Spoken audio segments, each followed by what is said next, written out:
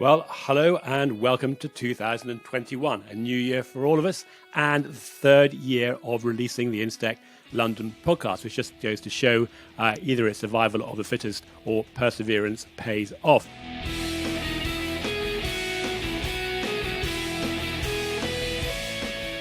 Matthew Grant here, one of the two partners at InsTech London, and thank you again for joining us. Now, if this is your first time listening, well, we are, of course, delighted you could join us, but this is slightly different format to our usual interviews.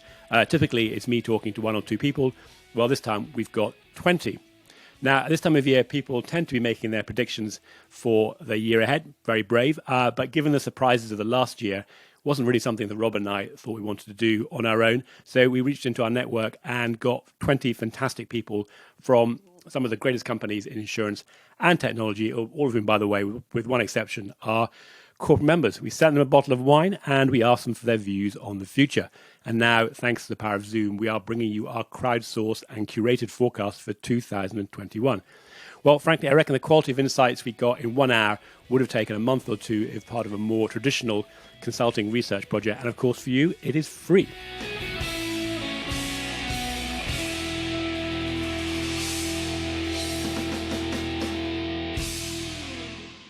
What follows are the edited highlights, but look out for some consistent themes coming throughout this. You're going to hear about the power of platforms, the move to more risk management as well as underwriting. We're going to be talking about a real shift at what we expect to see coming in the year ahead related to climate change, both the measurement and action around that. Parametric insurance gets a few mentions, as does cyber risk, and collaboration and acquisition between insurtechs as well as some more traditional insurers is going to increase. And finally, we're going to hear about the threat to insurance by one of the largest companies in the world. That looks to be ever more real. Well, thanks to John Needham and his colleagues at PKF for sponsoring. John kicked off with a topic that is close to all of our hearts. I've had a number of clients start to talk to us about frustrations over lack of ability to integrate with some of the new tools that are coming out, some of those part of this community, and a genuine frustration that they are having to choose a mainstream platform to play it safe. Well, we moved on then to two of the world's largest reinsurers. First up, Charlie Burgess, and following the recent restructure of Munich Re Digital Partners, Charlie has been promoted to CEO of Munich Re Specialty Group International Business. That now includes their marine, energy and specialty book, and also the Munich Re Digital Partners activities outside of the US. Now, Charlie's line's a bit choppy here, but his predictions are rock solid. So I think about catalysts that happened in 2020. Without doubt, is the trust in insurers been tarnished by the response to BI claims. This is all down to ambiguity in wording.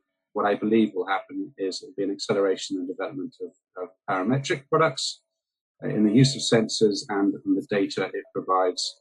I think this will increasingly be addressed to the SME and commercial markets, and I think it will manifest in more non-indemnity products, more IoT advisory services, and more analytics and advanced analytics as a service. Now, Charlie's next point is really interesting. UK insurers have been criticised recently for increasing premiums for their existing clients whilst giving more favourable prices to their new clients, a practice known as price walking, which the FCA, that's the UK's Financial Conduct Authority, is clamping down on now.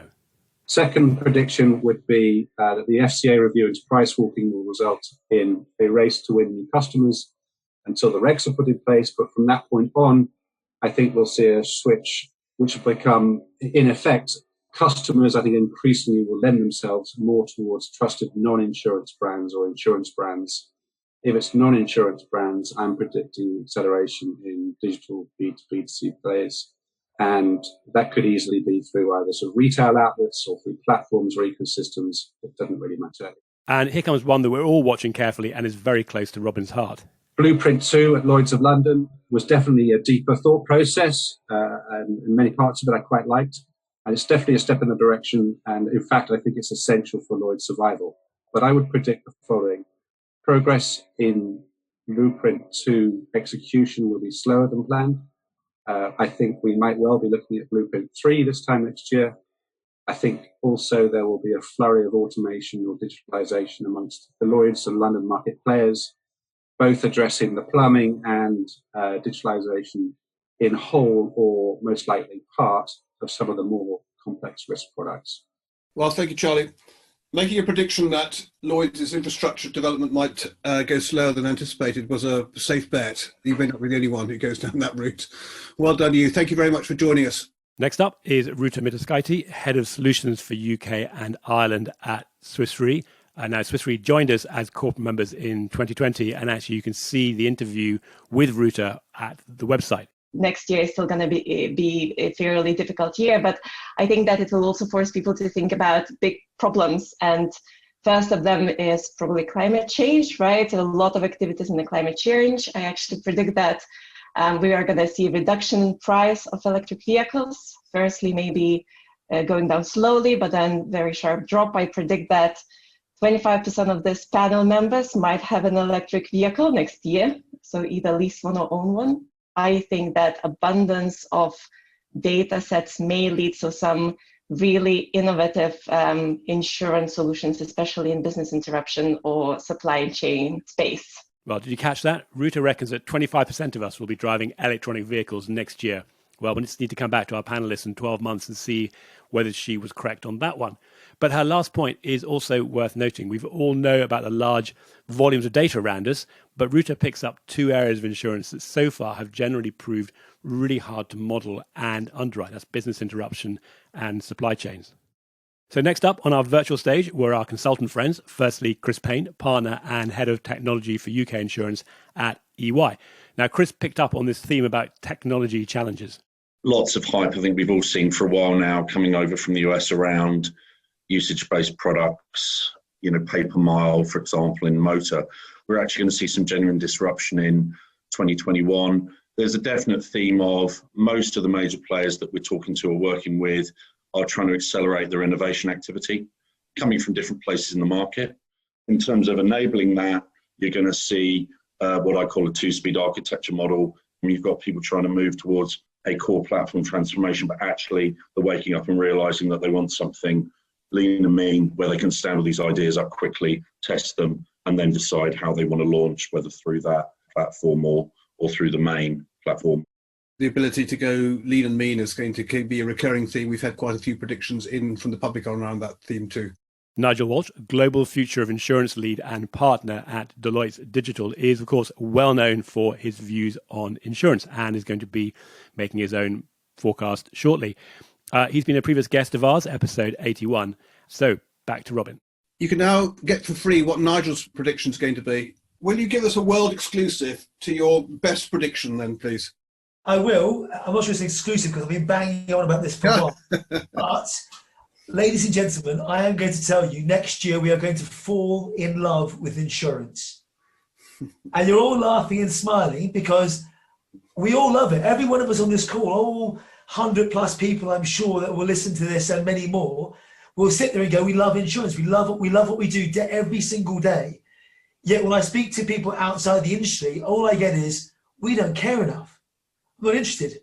And I'm done with it. And it's every one of our jobs now to start to get people to care about it more and more. So my prediction is the BI case has woken everyone up. It put us all on the back foot to go, it's all your fault, you're insurance people, you're taking money off of us, but you're not covering us. Well, you never looked at your wordings because there's 105 pages. So we're going to fix wordings finally. We're going to make them easy to read and easy to understand. We know as an industry, we've paid out hundreds of millions of pounds on wedding, event, travel, business interruption. We covered Wimbledon. We couldn't be any more British if we tried, right? So we've done it. It existed. So we're going to get much better at communication, much better at engaging people. We had emails from our hairdressers going, you can't come in because we're COVID locked down, but we had nothing from our insurance people. So that's all going to change. I mean, everyone wrote to us but our insurance people, anyone you ever gave an email address to. So we're going to look at brand, reputation and trust. We're going to start educating at a much younger age because the knock-on effect of that is, of course, my last prediction, great new talent, because then they learn about self-driving cars, AI, drones, all the cool things that we enable and nothing moves without. It's a full circle. And ultimately that will end up with more educated and informed buyers. So at the end of all that, we are totally in love with insurance. I'm going to hashtag love insurance and you're the ombudsman for 2021. Well done you, Nigel. Thank you. Then it was back to me to pick up the baton for our third consultant of the evening. Glyn, welcome. One of our most recent members. I was very pleased to see that your colleagues have sent me an email, Chaucer, reminding to invoice you. I don't know if that was in connection with you being worried you wouldn't get your wine for tonight. But as a partner at PwC and Responsibility for Innovation, Insurtech and Insurance, I'd love to hear what you're going to be seeing in 2021. Obviously, there's the standard stuff around being more digital, transitioning to cloud, proper utilization of data analytics. I think those are givens. They've been trends for many years. However, one thing that COVID has shown us, as it has for everyone in regards to reality check that we've had, is that insurance has a really important social purpose. And I do think the social utility of insurance and its purpose will play a much more significant role going forward. People have a different definition of risk now as a result of the year that has been. And so that's linked to my first prediction, which is around experience and service. The traditional function of insurance as a risk transfer mechanism is still essential, but customers are looking for much more. Services that are aimed at risk prevention, as well as other value-add services, such as whether it be boiler servicing, energy bill usage reduction, home repairs, petrol deals, Uber, Airbnb partnerships will become much more prevalent in regards to services and products that insurers offer. Customer stickiness will be everything in 2021. I spent 14 years of my career in Australia, so I often look east, and you look at what Ping An are doing in China in regards to platforms. It was mentioned previously. You look at WeChat, you look at Grab, you look at Line, and I think the next prediction for me is we are moving much closer towards that platform economy that is so prevalent in the Far East. Everyone wants their time back, their convenience, everyone gets that, and tech plays have very much shown us how to do that. Platforms will start to dominate much more, and an insurer's ability to integrate to these platforms will become the key essential ingredient for a successful 21. Insurtech Gateway is increasingly well known as an investor and incubator for early stage companies in insurance. You can find out all about them when I spoke to co-founder Stephen Britton, as on episode 102. But now let's hear from Robert Lumley. Robert, you're one of the founders or co-founders at Insurtech Gateway. And I think last time I heard, you had something like 500 companies approaching you with great ideas, or at least some of them were great ideas because you invested in them. But you're, in a sense, at the kind of leading edge of what's new from the innovation side, gives you a kind of fresh perspective of what people are looking at insurance from the outside. So I'm sure some of your predictions are going to be that, but just great to hear what you're seeing happening in 2021. I guess we kind of look at it as, rather than predictions, I'd probably look at it as direction of travel. And if we look at where we've been, I think everybody's explained exactly what's been happening and we know where that is. But what we're thinking is going to happen, we're into what we're saying is the maturation stage. We've had different stages along the way, particularly with the IPOs this year. That's obviously created a whole load of hype. We think there will be some very large money coming in next year, probably on the back of platforms that we've already heard about, but it could be more IPOs following and then more money coming into the insurtech space. So I've really got one prediction, if you call it that, is that we think we'll see more money coming into a much more mature insurtech space next year because people really are now very serious about it. Great. Well, if you're going to make one bet, I think make one that has got a pretty high degree of certainty around it. And I think when you talk about IPOs and money coming in, it's just a reminder that some of the more traditional capital is coming in as well, which is sort of always useful to compare that to what's coming in the more insurtech space. But no, Robert, thanks very much. And thanks for your support. So we're going to go to Hayley now. Hayley runs innovation at Chaucer. I just have two. I think de-globalization will continue to prevail. And I guess, we just had a major international health crisis and all of us ran back to our respective corners to deal with the problem in an isolated manner. I think that'll also manifest across the supply chains from a goods perspective, but also from a people perspective. I think we'll see fewer people moving across borders and obviously people continuing to buy local. And I think that there will be winners and losers from that. And it'll be quite lumpy, as I think most things in life are. And then the second one is democratization, especially in the workplace. I think that's driven by two main things. I think that's driven by COVID, people seeing their CEO in a t-shirt every day, but also from ESG. I think that people are starting to realize that ESG isn't just a corporate philosophy, but it's a personal philosophy. And we can elect to use our money and to use our power and to use our voice to support the things that we care about, whether that's environmental or people or governance. ESG is environmental societal governance, for those that don't know. Well, Chaucer is one of Lloyd's syndicates that has been very active in supporting new initiatives this year, and Brit is another one. Our very own Paolo Cuomo spoke to us next, something I certainly hadn't heard about, but could be a looming threat for insurance, HDDT, or Harvest Today, Decrypt Tomorrow. So, Paolo, I don't think you need any introduction, but for those who don't know, Paolo is head of strategy at Brit and one of the founders and directors of InsTech London. And Paolo sent us a 30-minute prediction, which you've now got to distill down, Paolo, into 2.5 minutes. So you can either do it very fast or just choose one and give it to us. Thank you, Matthew. I'll go with choosing one. So I'll predict that next year we'll be talking about quantum computing. Now, importantly, I don't think this is because we'll be using quantum computing for improved pricing, for predictions of nat cats or anything, because frankly, that's 4, 5, 6 or more years away. I think we'll be talking about it for something that's called HDDT, which is Harvest Today, Decrypt Tomorrow, dark cyber attacks. So essentially, these days our cyber cover is very good at sort of kicking in when someone steals some data and either tries to sell it or just releases it out there. And the cyber insurance is essentially doing its job from that point of view.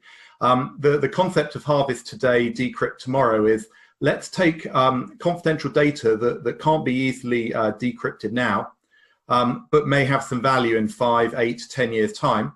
Let's quietly steal it. Let's store it away somewhere. And in those 5, 8, 10 years' time, once quantum computing as a service, so another buzz phrase for you, QCAS, quantum computing as a service, because the baddies won't need to buy quantum computers. They'll just buy per the minute usage from IBM or someone. And then they could decrypt that data in the future. And why I think that's relevant for the insurance industry is because essentially cyber insurance is more or less a short-tailed class. This concept would actually potentially turn cyber insurance into a long-tailed class, which could completely turn the entire approach to it on its head. So I predict that we will be discussing that next year. A fascinating relevance of quantum computing beyond just the theoretical. Thanks, Will. So, Robin, back to you and your team now for the next section. Well done for setting a trend for sort of rattling through. I have this sort of idea that the consultants, so used to being paid for their time that they went over, whereas people in the insurance industry don't pick their time. Show them how it's done. Peter Killian is on the innovation team at Talbot, our third Lloyd syndicate of the evening. Our big prediction for 2021 is that there's going to be an intense and renewed focus on climate change and responses to it. And that's because of a number of factors combining, such as a dramatic demand-driven fall in oil price, continued drop in the cost of renewable power generation, and renewed government focus and investment on the climate change agenda, which is going to lead to significant impact on oil companies, such as falling share prices, divesting of assets, stranding of assets. Shell wrote down, I think, something like 22 billion in assets this year, which is just an initial signal of what's to come, with this great shift away from fossil fuels to reduce emissions. There's going to be a rise in new companies, renewables, utilities, carbon capture, electric vehicles, which Ruta mentioned, and the insurance impact is going to be across the board. So it's going to impact existing portfolios, new industries, new clients, new activities, new risks, new customer expectations that we're going to need to respond to. I like it. And is Talbot working on how to insure renewables and the industries that spawn from that? Yes, funny you should mention it. That is something that we are working on at the moment. Next up, Jenny Williams, Portfolio Optimization Director at Convex. Now, Convex itself was only founded in 2019, started with a healthy $1.7 billion of underwriting capital. Now, Jenny herself is a long-standing friend of ours and a big supporter of innovation and early-stage companies.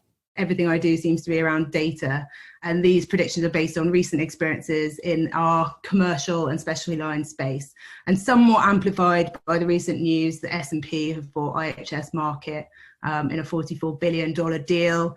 And IHS, I think probably many of us may not know it, but they supply a lot of our data and a lot of data to the insurtechs that we work with. I think we'll see more partnerships and acquisitions in the data ecosystem space.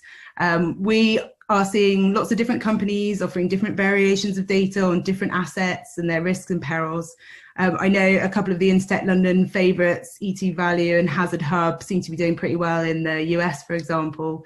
But ultimately, we know that each specific data set requires expertise to collect and curate so that it is useful. But I think it's going to be clearer in 2021 that more of a one-stop shop could well be more effective and palatable to carriers. These kind of targeted partnerships may help reduce the offering overlap that we're seeing while expanding the breadth of useful data that's available to us. My second prediction is that I hope and that we will start seeing some real progress in the very hard space of commercial and specialty lines submission ingestion. And we're not just talking about ingesting standardized ISO forms, we're talking about the really funky, messy, merge cells, multi-tab, complex risk details that require real expert interpretation that are contained in statements of values, loss runs, engineering reports, etc. We're starting to see some real proof points and progression in the space. Companies like Eigen, Groundspeed, EY, Expert AI, etc., all leading the way. But any progression here really requires a committed collaboration between the tech and insurance experts. So it tends to be largely iterative, as we've been finding. But it feels like we're at a tipping point that it might be seriously commercially viable next year. Wakam was our next Lloyd syndicate, one of the more recent entrants into the market, and Robin is talking to Serge Carrel, UK and Ireland manager. So on top of changing your name, La Parisienne, to Wakam, you've built your new technology, you've kind of set yourself up as a digital insurer of choice. So what does a digital insurer of choice in London expect to see in 2021? So what we expect is an increase of the e-commerce share in retail. So I expect that this share will reach about a third.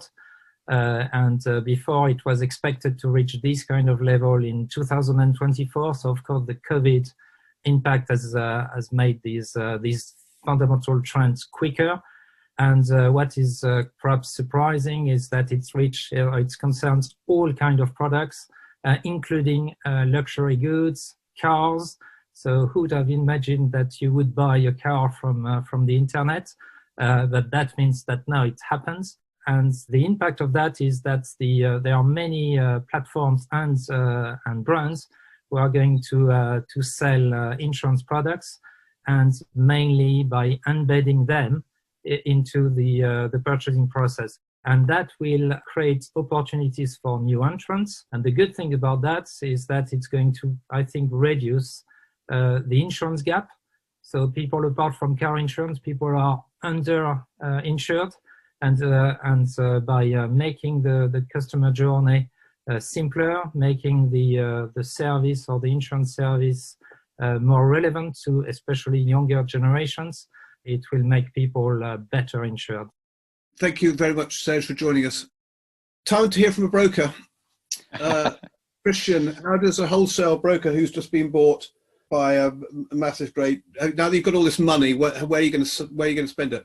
Christian Kitchen is Head of Innovation and Technology at Miller, and Miller's has just been bought by a private equity fund and Singapore's sovereign wealth fund. I think that all predictions are wishful thinking. Lloyd's is going to crack it. Blueprint 2 is going to absolutely be exactly what we've always wanted. Core data record and the digital spine is going to be the very framework that all of us build our new solutions on. I think the agile organizations out there, your more agile brokers, are going to leverage that core data record and that digital spine to build out the solutions and the end-to-end journeys that we've all been waiting for. I think also it's going to enable a lot of the more forward-thinking technology folks out there and the real insurtechs who have spent a lot of time building commodity stuff to really start focusing on groundbreaking solutions as opposed to, continuing to solve the same problems that we keep focusing on. But I think the thing that's going to drive all of that is that come into Q1, hopefully, we've left our Zoom nightmare and this COVID fugue that we've all been a part of for so long. I think there's going to be a real energy and enthusiasm informed by this, that we've still been able to do this digital interaction, that technology has helped us. And I think that's going to be the thing that really pushes us over the edge. Christian is part of the Lloyd's of London Blueprint fan club. Good for you. Well, you know, if we're cynical forever, it's never going to happen. And I think, you know, really each of us have a part in making sure that we try and push that forward, don't we? At InsTech London, we're writing a report on the current state of platforms, where they are, not the out there platforms, but the kind of stuff that Lloyd's in the insurance market currently trades on. And we are going to be as supportive as we possibly can in that, because, as you rightly say, undermining everybody else's initiative doesn't get us very far. I stepped in to rescue Robin at this point and turned to Andy Yeoman, the CEO and founder of Concirrus. Andy, you've just announced a digital underwriting platform, hot on the heels of one of the other syndicates on this call, but great to hear what you're seeing in 2021 as one of the, I guess, a long-standing and survivors in this insurtech world. We've seen market entrants come into the space this year, the likes of Key, etc. And our belief is that the technology that's powering these sort of solutions is going to improve, and ultimately it's going to create predictability in the outcomes, and that's going to drive a whole series of technology-fueled market entrants. So these are companies that are going to come in, they're going to be powered by the algorithms. Those algorithms are going to replace the work, whether it be submissions or some of the underwriting decisions. We're going to see those move from follow syndicates to lead syndicates. And in doing so, what those organizations are going to do is create investable asset classes, because they'll ultimately have a predictable yield. And probably not next year, but in creating a predictable yield, that may have the unfortunate impact of unlocking sort of trillions of dollars of pension funds money to suddenly come into the space. Well, Concirrus is best known for its analytics for marine underwriting. They've now got over 20 clients and are moving into commercial auto and fleet. Andy's referring here to the Key Syndicate, launched by Brit earlier in 2020. That's the algorithmic trading syndicate you may have heard about. And that point about capital coming into the insurance industry from outside is definitely worth noting. Already happened in the ILS, that's the insurance-linked securities market, which has about $100 billion of outstanding bonds, mostly related to natural catastrophes. Moving on, Mark Gagan is well known for his time as executive editor of Insurance Insider, and today you can hear him as host of the Voice of Insurance podcast. My plan would be to throw a little bit of an eddy into this great torrent of positive river of insurtech flowing to this paradise sea down in the tropics somewhere. We've got a hard market. So in my world, a lot of the people who would have been your allies, your entrepreneurial, really experienced people, perhaps angel investor types, sort of people who come sit on your board, that kind of thing, people of a certain age, and they've disappeared because they've literally gone on the stock exchange and just raised themselves $1 billion. So their headspace is going to be full of actually trying to make real hard money today in a hard market, which hasn't come around for, which has been 14 or 15 years in the making. So that's a bit of a negative that you might not get their attention. The difference between other waves of startups, let's say in 2001, we had a wave of startups, 2005, we had a wave of startups, but this time, so it's been 15 years since we had a wave of startup companies with greenfield technology, no legacy. So the difference with those people, the class of 2020 and 2018, 2019 in Convex, for example, are being able to build a direct comparative expense advantage for the first time, which wasn't really available and to the same extent in 2005 and 2001. But actually the core of the insurance market are still going to be your friend, because they're not nimble in that sense. They decided that they wanted to digitize 3 or 4 years ago, and they've actually finally starting to get around to doing it. And they're not going to stop doing that because they're not nimble. So they're going to carry on doing what they're doing. And I'd say probably one quick thing, I think, after the IPOs this year in the US, we've got to have $1 billion IPO, UK InsurTech IPO in 2021. We turn back now to another successful company from the last few years, CyberCube, one of the leading cyber catastrophe modeling organizations, and Rebecca Bowl is head of industry engagement. I think we'll see a step change next year in sort of the maturity of the cyber insurance market. There are both push factors and pull factors that are associated with developing a new market. And I think some of the push factors around cyber insurance is that it is one of the fastest growing classes of business. Despite some of the losses that are starting to build, there is still profitability and a path towards long-term profitability for this market. We're talking to and facilitating conversations, between the market, the insurance market, and regulators and rating agencies right now. And I think, there's a real shift in attention there among those regulatory organisations towards the catastrophic potential of insurers growing their cyber exposures and building these portfolios of cyber risk. So I think, as they start to turn their attention there to build some governance structures, to develop out stress tests, I think they're going to be asking much more pertinent, well-informed questions. They'll really be probing into how the industry is developing cyber insurance. And I think that's going to really shift the maturity of that cyber insurance sector and give it some real robustness for the longer term. Paul Prendergast is co-founder of Blink Parametric and a recent guest also on episode 113. And Paul's been shaping his business to address the challenges of the last few months.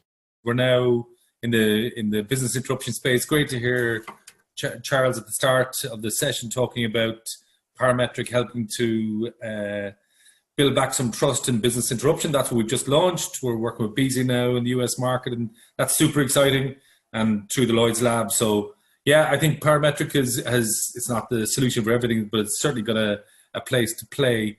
Parametric going mass market would be prediction number one. The second one is lots of M&A activity. When you see some of the big insurtechs are going to be some of the big buyers for next year. Hippo bought Spinnaker and Shelter, Zego bought Drivet, Next Insurance bought Juniper Labs. Those guys are built to move fast. And I think the big incumbents will have to move fast if they want to get their hands on good insurtechs. I think that's going to make it very, very interesting. Tons and tons of money in insurtech through 2020. Lots of people licking their chops, SPACs, you name it. Everything's going on. I think it's going to be a lot of consolidation as well. The big guys are going to get bigger. It's been an interesting year. Great to get to the end of it. Yeah, well done. And SPAC, Special Purpose Acquisition Company, I think, or something pretty close to that for those who like their acronyms. Robin, back to you to take us up to the end. Ben, you've had a very good year. You've raised a lot of money and you've come a long way. Well, this is Ben Rose, one of the founders of reinsurance platform Riskbook. Now, Ben's a former underwriter and also a broker himself, and another long-standing supporter for InsTech London, and now one of our most recent corporate members. Unsurprisingly, our prediction is related to reinsurance, as that's all we do at Riskbook. And it is actually around challenger brokers this year. I think if 2020 was the year in the garden for almost every broker of repute in the market who's sort of been recruited by these challenger brokers following the Aon and Willis and Guy Carpenter and JLT mergers, we're really looking at 2021 as the year that they reappear. They got a bit of a challenge, so they recruited all of the star players, which is a great start, but they really need change. And the need for change is really good for reinsurance innovation. So my prediction is that challenger brokers are going to be really good for reinsurance innovation in 2021. I think a lot of this stems just from sheer size. So even though we've got, all these new brokers, the Tigers, the Beach, Acrisure, Capsicum, Gallagher, Lockton, McGill, BMS, Hyperion, Steadfast, etc., all these guys are still really, really small compared to the big two. And so because they can't replicate a lot of the things the big two have, they've got to think digitally. They've got to think about how they can use innovation. So if you can't build an enormous global office network to get access to your clients, you've got to stay in the garden to some extent and use digital means of, communicating with your teams. If you can't have this classic 6-person account team to look after a single client, you're going to have to start exploring automation in order to handle those bigger deals and all the analytics around them with a much smaller team. And similarly, if you're going to unseat these big brokers from the deals without the traditional client entertainment approach, assuming we're still banned from dinners and wine and so on, you're going to have to do something and bring something new to the table to persuade anybody away during those RFPs that already happen pretty rarely. So we're watching very closely as these brokers start to move a bit faster and spin up partnerships with startups and with cedents to bring that digital service that's really been missing from the reinsurance ecosystem for quite a while. So maybe 2021 will be the year that we have brokers willing to do anything, even embracing insurtech. and maybe the big two will be forced to take action as well. So fingers crossed for an awesome 2021 for reinsurance innovation, thanks to these challenger brokers. Thank you. That's an element of wishful thinking in there, potentially. Digital is about doing things better, not doing it the way we did it, but digitally, but about looking at how it can make you fundamentally better than the way that we did it in an analog era. Well, good luck. Flock is another widely known success story, originally focusing on insurance for commercial drone operators, done very well there. They recently announced an expansion into the broader commercial insurance market, and Kristen Smith is head of sales at Flock. It was a crazy week last week where Flock had a little bit of an identity change, now really kind of taking on our hold as a insurer for the connected future, if you will, an MGA for the connected future. And that really ties in with our predictions for next year. Ben, you touched on a couple of really important things that really play into our predictions. And that's just like this lack of complacency in the market. Customers and brokers aren't going to be happy with the old solutions, with the old way of doing things. So things like, UBI or, data-driven or connected insurance aren't going to be quite enough for 2021. We're going to have to take the next steps into exposure-based insurance and really look to kind of move the needle to impact consumer behavior, to impact driver behavior or pilot behavior, to make safer choices. And use big data and kind of predictive AI to help them make those decisions. So it's going to be a big year for kind of stepping things up a notch in the space of connected insurance, and really delivering for consumers and brokers in a new and different way than has been done before. Now, as we get towards the end, Nick Pester, who was formerly at Capital Law and now General Counsel for Zego, also another highly regarded, fast-moving company, and Nick's been doing some research confirming something many of us have been suspecting for the last few months. So I'm going to go back to something which has been mentioned over and over again in insurance, Insurtech, but I genuinely think this is the year that it's going to come to fruition, and that is Amazon making their major play on the insurance market. And the reason that I'm saying this is really twofold. I think, first of all, there's the context that we're in, the particular circumstances that we're in at the moment, which is obviously the pandemic. There's probably nobody within the country now, maybe even the world, that doesn't use Amazon pretty much every day. I've done all of my Christmas shopping through Amazon this year. They're in everybody's lives. That was always obviously their major intention, was pretty much to be, the lifestyle platform for consumers. So there's that kind of first element, which is this has always been their play. And there's the second part, which is actually comes from kind of piecing together some of the things that they've been up to over the last couple of years. They've been very quiet about it. It's been quite below the radar in some respects. The fact that, for example, their European arm is licensed for insurance distribution within Luxembourg, and they have passporting rights already across the EU. And I suspect that they already have applied for extended UK permissions to continue being able to use those insurance distribution rights within the UK. They're already offering 2-year accidental damage cover on some of their gadgets and gizmos. November last year, they start to provide their Seattle-based employees with in-house health insurance. That again was something that was relatively under the radar, I think. And then this year, they've started to partner with Insurtech Gateway in India to offer motor insurance. And most tellingly, I think, a kind of gold-plated element of offering Amazon Prime members additional benefits as part of that cover. And their MD in India said at the time that actually the next step was to expand into health, private hire, interestingly, cabs, and flights and travel. So we're now we've got to this point where quite surreptitiously in the background, they're already present in gadgets, they're already present in health, they're already present in auto, they're now they're now looking at travel. And I've thought for a long time that it's all part and parcel of a kind of Amazon lifestyle platform, which is offered to consumers as a much wider kind of offering to the existing, just buy online type approach. And where ultimately it's going to be plug and play, and you can pretty much buy all of your consumer needs. You can follow through and actually buy these products that you need as well, these insurance products, and have them all in one place. So like I say, kind of lots of little things that have been happening, coupled with the wider kind of macro environment at the moment. I think that this is the year where they really do take advantage of some of the upheaval and change within the market. Well, we've been hearing bits and pieces about this potential move by Amazon into insurance, but really fascinating to hear Nick bringing all the parts together there. And yes, 2021 could be the year it emerges as a single coherent offering. Well, finally, another recent member, Carl Lawless, sales director from FintechOS, brought things to a close.